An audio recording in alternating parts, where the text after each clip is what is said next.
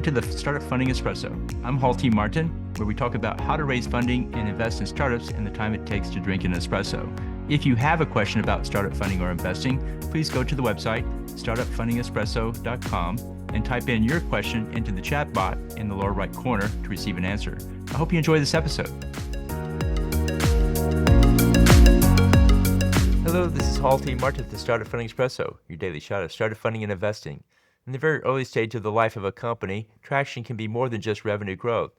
Here are some key traction points to look for. The founder has an idea. The founder has an idea and a pitch deck. The founder has an idea and a pitch deck and an MVP or minimum viable product. The founder has an idea and a pitch deck and an MVP and a customer. The founder has an idea and a pitch deck and an MVP and a customer with revenue. The founder has an idea and a pitch deck and an MVP and a customer with revenue that is growing. The founder has an idea and a pitch deck and an MVP and a customer with revenue that is growing and a repeatable process for signing up customers. By breaking the early stage into phases, one can better understand if the startup is making progress. Startup investors look for signs of traction and momentum in the deal before investing.